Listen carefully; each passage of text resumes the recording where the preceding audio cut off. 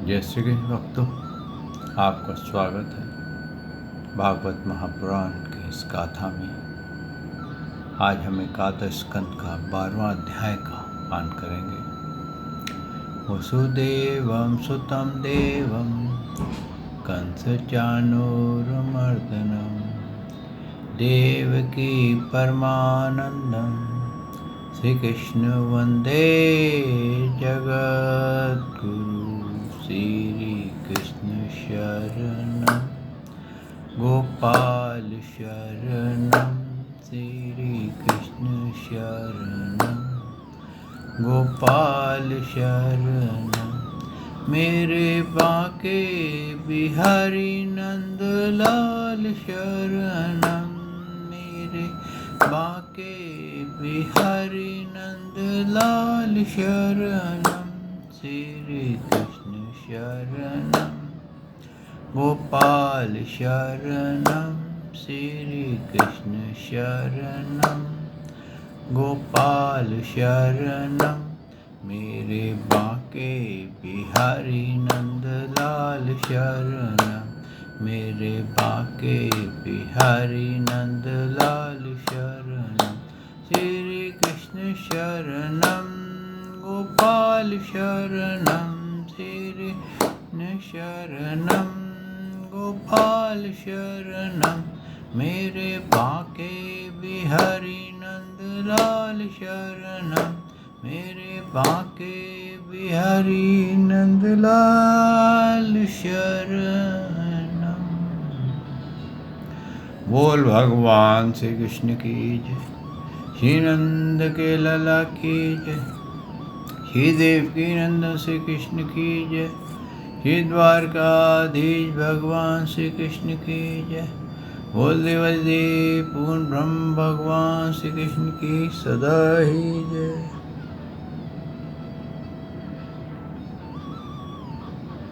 जय श्री कृष्ण भक्तों,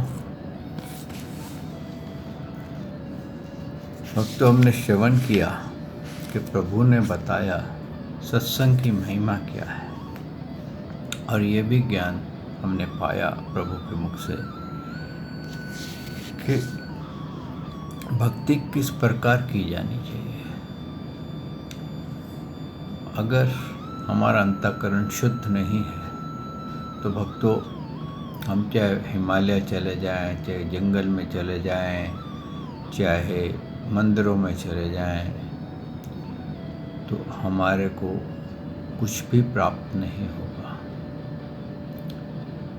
और अगर हमारा अंतःकरण शुद्ध है और हम निष्काम परिशुद्ध भगवान की भक्ति करते हैं, तो भगवान ने कहा है कि मैं तेरे हृदय में ही प्रकट हो जाता हूँ, क्योंकि मैं सर्वत्र हूँ। मेरे लिए अपने शरीर को कष्ट देने के लिए आवश्यकता नहीं है। व्रत रखने के लिए, डंडौते डालने के लिए, मालाएं फेरते रहने के लिए, जीवा को एक रॉबर्ट की तरह चलाते रहने के लिए की आवश्यकता नहीं है। जब तेरे अंदर सांसों की माला चलेगी, तेरे हृदय में ओंकार गूंजेगा और तेरे हर रोम रोम अगर पवित्र होगा और निष्काम होगा, तो मैं तेरे को हर स्थान पे दर्शन भी दूंगा, तेरे से बातचीत भी करूंगा और तू मुझे पाकर के आनंदित भी होगा। भक्तों, भगवान ने बहुत सरल तरीके से अपना मार्गदर्शन किया है, जबकि उन्होंने अपने आप को डिसिप्लिन करने के लिए यम नियम भी बताए हैं। क्योंकि जब तक हम डिसिप्लिन नहीं हो, अगर हमारे को मार्गदर्शन नहीं किया जाए, तो यही उन्होंने कहा है कि इस मार्गदर्शन के लिए अगर तेरे को समझ में नहीं आए तो किसी ऐसे गुरु की शरण में जा जो मेरा भक्त हो। तो तेरे को सरलता पूर्वक उसको दंडौत प्रणाम कर, उसका मान कर, और वो तेरे को सरलता पूर्वक मेरी प्राप्ति का मार्गदर्शन करेगा।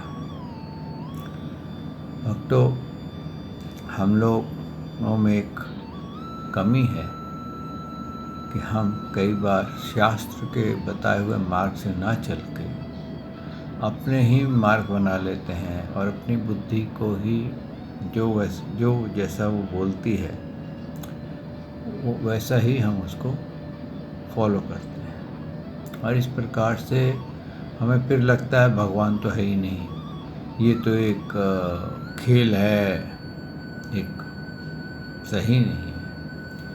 लेकिन भगवान बिल्कुल उसी तरह से है जैसे वायु है, दिखती नहीं है। हम और आप किस में बैठे हुए हैं? वायु में बैठे हुए हैं, हमारे चारों तरफ वायु है। लेकिन जब पंखा चलता है तो हमें वायु की फीलिंग आती है, या हम भागते हैं या आंधी चलती है तो हमें वायु लगती है। इसी प्रकार से जब हमारा अंतःकरण शुद्ध हो जाता है तो हमें भगवान महसूस होते हैं। और केवल में महसूस नहीं होते, अगर वायु में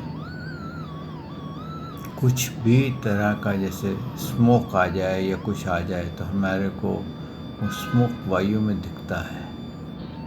कलर जब सूर्य की किरणें, रेनबो जिसको बोलते, जब रेनबो बनती है तो किस में दिख रही होती है? वायु में दिख रही होती है। और वायु के अंदर प्रोजेक्शंस होते हैं। तो इसी प्रकार से भगवान की भी प्रोजेक्शन वायु में होने लग जाए, वायु की तरह होती है, और हम भगवान का साक्षात्कार कर सकते हैं। यही भगवान ने ज्ञान दिया है कि सर्वप्रथम अपने आप को पराभक्ति में, परिशुद्ध भक्ति में काबिल बनाओ और मुझे उस परिशुद्ध भक्ति से पूजाओ, ना कि मंदिरों में जा कर के, अनेकों स्थानों पर जा कर के। ये एक इनिशियल स्टेज की भक्तियाँ हैं कि पहला क्या है? पहले हम कान से सुनते हैं, मन में उसका विचार करते हैं भगवान कौन है, फिर हमारी इच्छा होती है कि उनके स्थानों पर जाएं। लेकिन अगर हम बार बार उसी स्थानों पर जाएंगे तो हमने वो स्थान बार बार देखे होते हैं, लेकिन हमारे को भगवान की प्राप्ति नहीं होती है। लेकिन फिर हम किसी ज्ञानी से कोई कथा सुनते हैं, प्रभु की भक्त की कथा सुनते हैं, तो हमारा मन बहुत प्रसन्न हो जाता है और हमारे अंदर भी भक्ति जागृत हो जाती है। जैसे मीराबाई में जागृत हुई थी। मीराबाई ने कोई वो नहीं किए थे, तीर्थ नहीं किए थे, 4 धाम नहीं किए थे, लेकिन उनमें भक्ति कितनी तेज़ हो गई थी और उन्होंने भगवान को प्राप्त कर लिया था। वैसे ही भक्तों, अगर हमारे अंदर परिशुद्ध भक्ति जागृत हो जाती है तो हम भगवान को जहाँ भी हैं, जिस स्थान पर भी हम उसको प्राप्त कर लेते हैं। आइए भक्तों, इस भागवत महापुराण को आरंभ करते हैं। सच्चिदानंद रूपाय विश्वोत्पत्ते आदि हेतवे तापत्रय विनाशाय श्री कृष्णाय वयं नमो नमः। श्री कृष्णाय वयं नमो नमः। श्री कृष्णाय वयं नमो नमः। श्री कृष्णाय वयं नमो नमः। श्री कृष्णाय वयं नमो नमः। बोल देवाय देव पूर्ण ब्रह्म भगवान श्री कृष्ण की सदा ही जय। इतना श्रवण करके उद्धव जी ने प्रश्न किया, सनक आदि और देवों के देव, योगेश्वरों के भी योगेश्वर परमेश्वर प्रभु, यूँ तो मैं आपका उपदेश सुन रहा हूँ, परंतु उससे मेरा मन का संदेह मिट नहीं रहा है। मुझे स्वधर्म पालन करना चाहिए या सब कुछ छोड़ करके आपकी शरण ग्रहण करनी चाहिए। मेरा मन इस दुविधा में लटक रहा है। आप कृपा करके मुझे भली भांति समझाइए। अब तो यही हमारे साथ भी होता है कि किसी भक्त की कहानी सुनी, किसी ऐसे सन्यासी की कहानी सुनी को छोड़ छाड़ के जंगल चला गया और वहाँ मेरिकल हुआ, उसने इतने दिन भूखा प्यासा रहा और भगवान प्रकट हो गए। और हमारे भी मन में आता है कि हाँ हम भी जंगल में जाएंगे, ऐसे करेंगे। तो यही उन्होंने कहा कि मेरे को यहाँ रह कर के आपकी भक्ति करनी चाहिए या सब छोड़ छाड़ करके जंगल में भाग जाना चाहिए, सिर मुंडा करके क्या करना चाहिए। इस पर भगवान ने कहा, प्रिय उद्धव, जिस परमात्मा को प्रोक्ष रूप से वर्णन किया गया जाता है वह साक्षात अप्रोक्ष प्रत्यक्ष ही है, क्योंकि वह ही निखिल वस्तुओं को सता स्फूर्ति जीवन दान करने वाला है। वही पहले अनहात नादस्वर परावाणी नामक प्राणों के साथ मूलाधार चक्र में प्रवेश करता है। उसके बाद मणिपूर्वक चक्र में नाभि स्थान में आकर के पश्यंती वाणी का मनोमय सूक्ष्म रूप धारण करता है। तदंतर कंठ में स्थित विशुद्ध नाम के चक्र में आता है और वहाँ मध्यम वाणी के रूप में अव्यक्त होता है। फिर कर्मांश मुख में आकर ह्रस्व दीर्घ आदि मात्रा उतान अनुदात आदि स्वर तथा काकार आदि वर्ण रूप स्थूल वेखरी वाणी का रूप ग्रहण कर लेता है। अग्नि आकाश में ऊष्मा अथवा विद्युत के रूप में अव्यक्त रूप में स्थित है। जब बलपूर्वक काठ मंथन किया जाता है तब वायु की सहायता से वह पहले अत्यंत सूक्ष्म चिंगारी के रूप में प्रकट होती है और फिर आहुति देने पर प्रचंड रूप धारण कर लेती है। वैसे ही मैं भी शब्द ब्रह्म रूप में कर्मांश परा पश्यंती मध्यम और वैखारी वाणी के रूप में प्रकट होता हूँ। इसी प्रकार बोलना, हाथों से काम करना, पैर से छूना, मूत्र इंद्रियाँ तथा गुद्दे से मल मूत्र त्यागना, सूंघना, चखना, देखना, छूना, सुनना, मन से संकल्प विकल्प करना, बुद्धि से समझाना, अहंकार के द्वारा अभिमान करना, मैं तत्व के रूप में सबका ताना बाना बुना तथा सतोगुण रजोगुण और तमोगुण सारे विकार कहाँ तक कहूँ, समस्त कर्ता कारण और कर्म मेरी ही अभिव्यक्तियाँ हैं। यह सब जीवित करने वाला परमेश्वर ही स्त्री गुण माया का ब्रह्मांड कमल का कारण है। यह आदि पुरुष पहले एक और अव्यक्त था। जैसे उपजाऊ खेत में बोया हुआ बीज शाखा पत्र पुष्प आदि अनेक रूप धारण कर लेता है, वैसे ही काल गति से माया का आश्रय लेकर के शक्ति विभाजन द्वारा परमेश्वर ही अनेक रूपों में प्रतीत होने लगता है। जैसे तागे के ताने बाने में वस्त्र ओतप्रोत रहता है, वैसे ही ये सारा विश्व परमात्मा में ही ओतप्रोत रहता है। इस जगत के बिना वस्त्र का अस्तित्व नहीं है, किंतु सूत्र वस्त्र के बिना भी यह रह सकता है। वैसे ही जगत का ना रहने पर भी परमात्मा रहता है, किंतु यह जगत परमात्मा स्वरूप ही है। परमात्मा के बिना इसका कोई अस्तित्व नहीं है। यह संसार वृक्ष अनादि और प्रभाव रूप से नित्य है। इसका स्वरूप ही है कि कर्मों की परंपरा तथा इस वृक्ष के फल फूल है मोक्ष और भोग। अब तो यहाँ पर भगवान ने बहुत स्पष्ट रूप में बताया है कि जब ये प्रश्न किया तो उन्होंने यही बताया कि मैं तो हर जगह एक ही तरह से रहता हूँ। हर जगह जैसे कि अग्नि हर स्थान पे है, उसको प्रकट करना पड़ता है। आप उसको कहीं भी प्रकट कर सकते हैं और उसके लिए साधन करने पड़ते हैं। ऐसे ही भगवान ने बताया कि जैसे मैं आओ हम करते हैं तो इसकी ये स्टार्ट कहाँ से होता है? मूलाधार चक्र से इसका स्टार्ट होता है। वहाँ से आकर के ये नाभि चक्र में इसका अनाहत होने लग जाता है और फिर विशुद्धि चक्र में ये शब्द का रूप लेता है।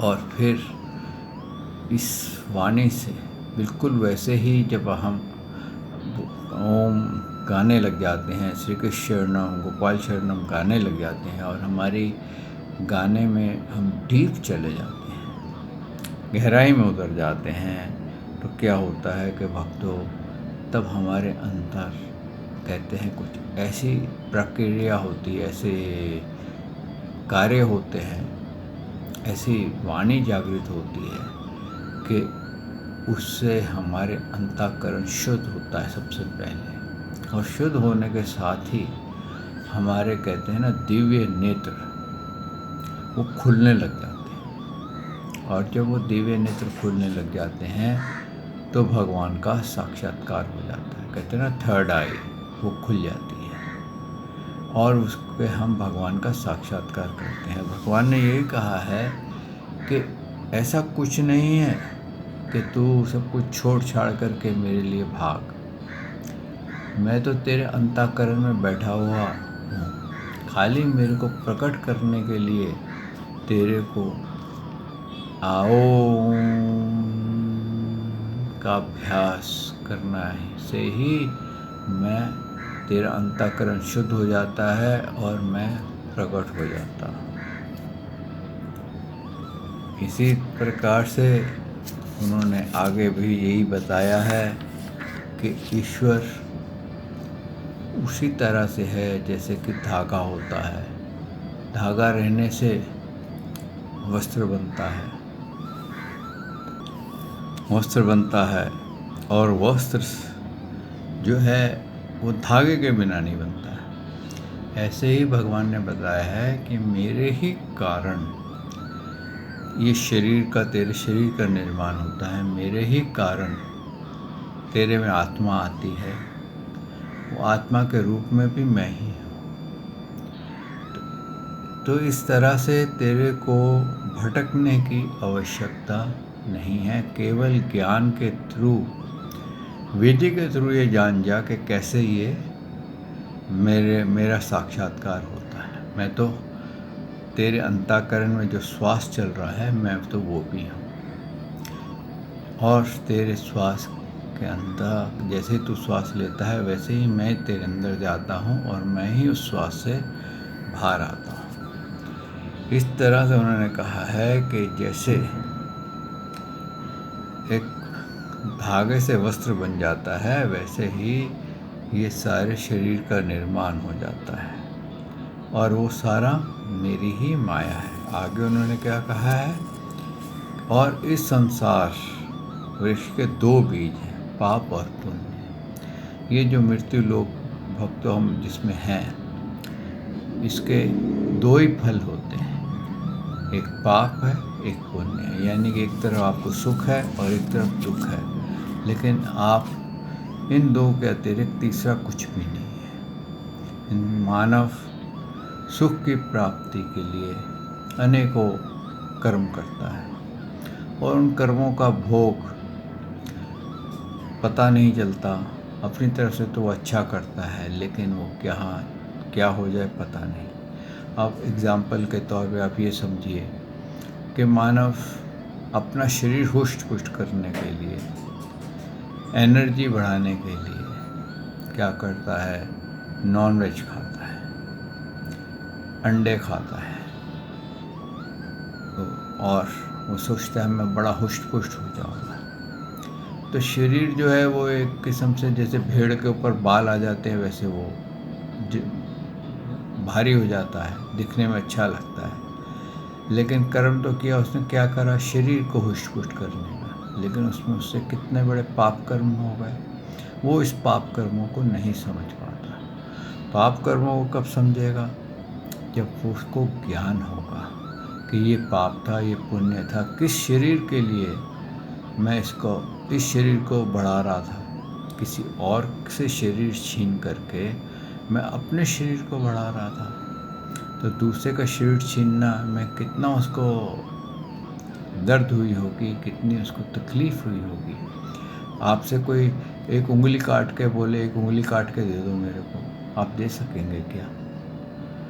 नहीं दे सकेंगे।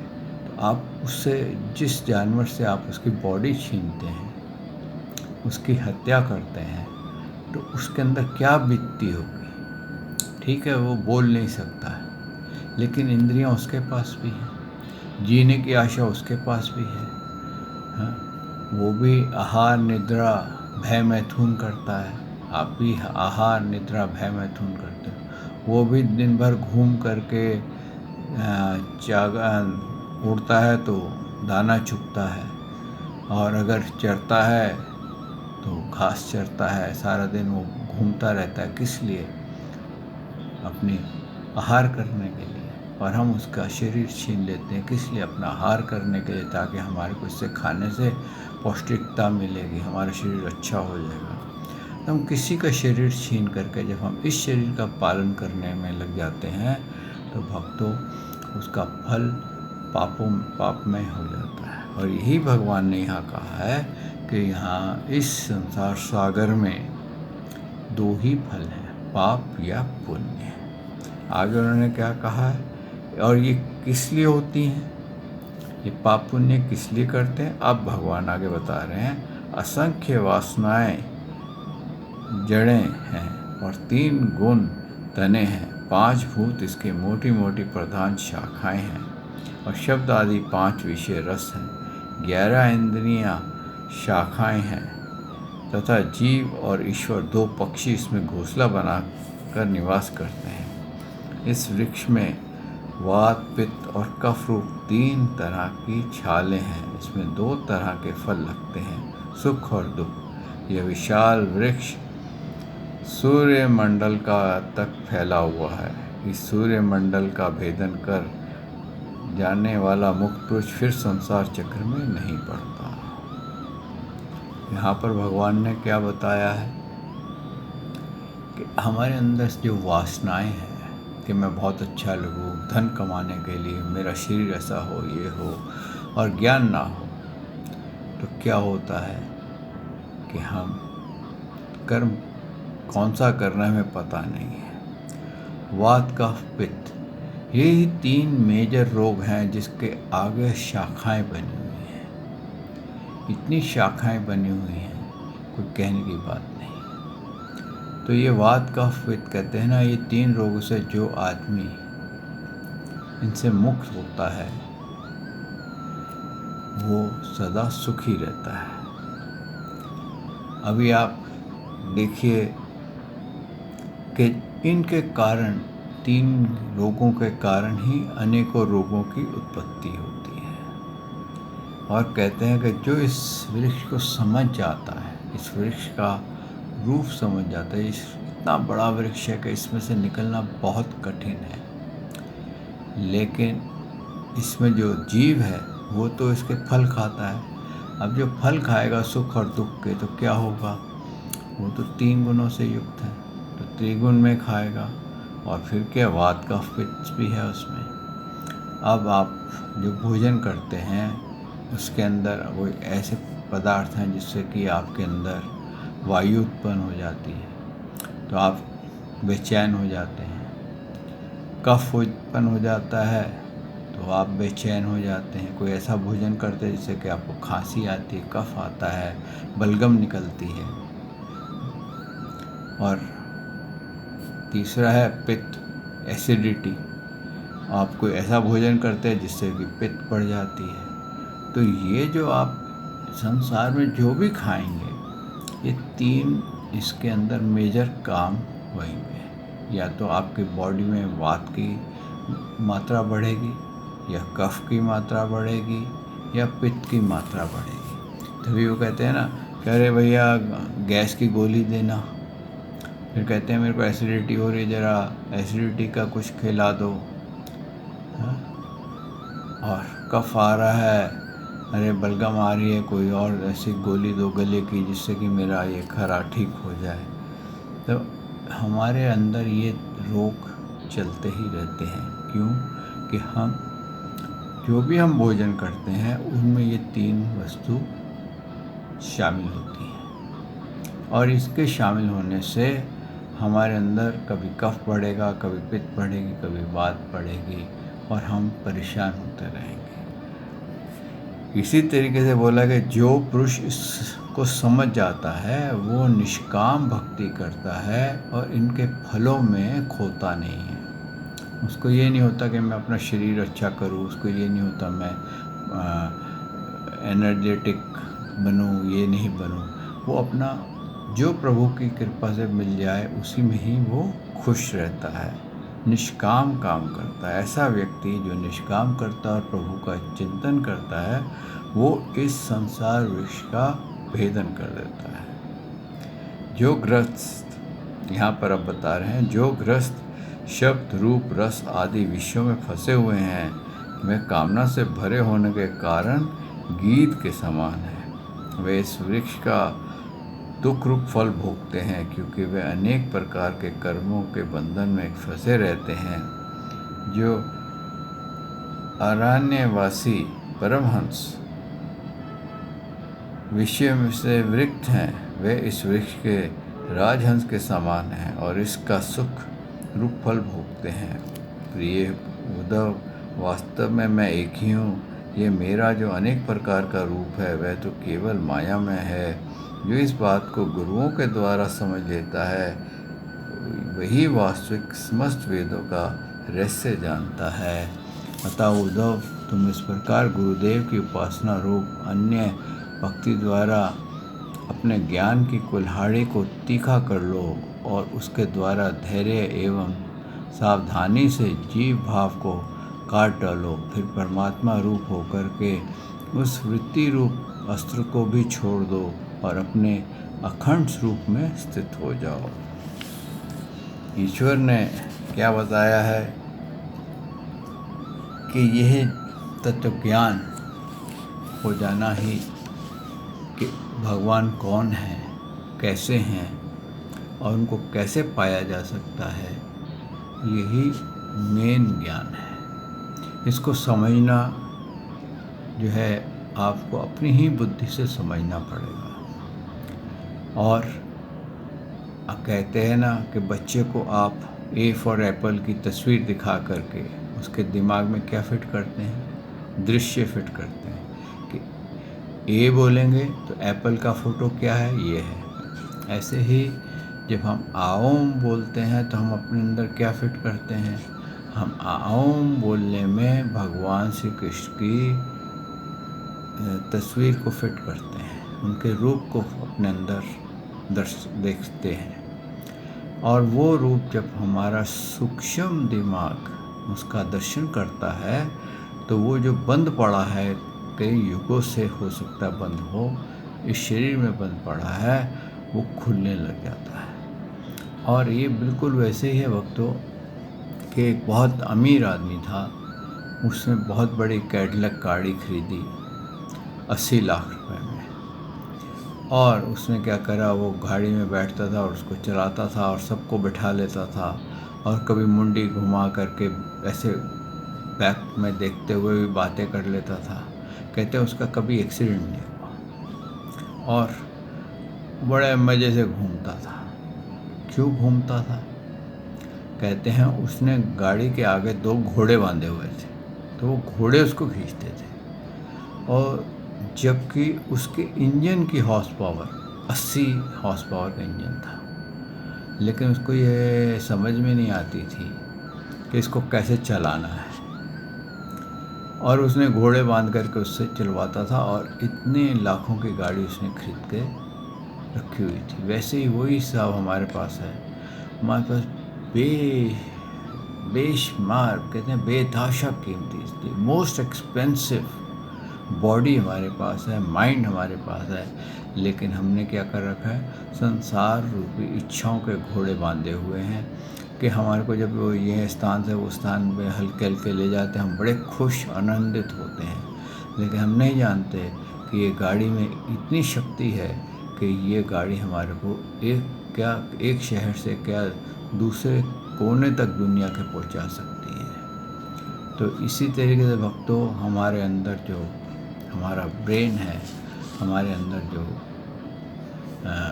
सूक्ष्म दिमाग है, सबकॉन्शियस माइंड जिसको कहा है, उसकी शक्ति जो है वो हल्के हल्के एक अभ्यास के थ्रू खुलती है, जिससे कि ईश्वर का साक्षात्कार होता है। लेकिन ये आपको तभी पता चलेगा जब आप किसी अच्छे गुरु के पास जाकर के इसका अभ्यास करेंगे। और जब तक आप अभ्यास नहीं करेंगे, श्री कृष्ण से पहले तो प्रेम होना ही बड़ी बात है। जब आपका प्रेम हो जाएगा तो फिर आपको ऑटोमेटिक ही कहते हैं वो मार्ग मिल जाएगा। जैसे कि आपको यहाँ से मुंबई से कश्मीर जाना है, तो जब आप कश्मीर जाएंगे तो क्या जाने लगेंगे तो क्या होगा, पहले तो कोई नहीं, फिर राह में यात्री मिल जाएंगे, वो सारा मार्गदर्शन कर देंगे कश्मीर में ऐसा है, ऐसा ऐसा है। वैसे ही जब आप भगवान श्री कृष्ण से प्रेम करेंगे तो अपने आप आपको चलते हुए मार्ग में लोग मिल जाएंगे। वो कहेंगे तुम ऐसी भक्ति करो, ये करो, वो करो।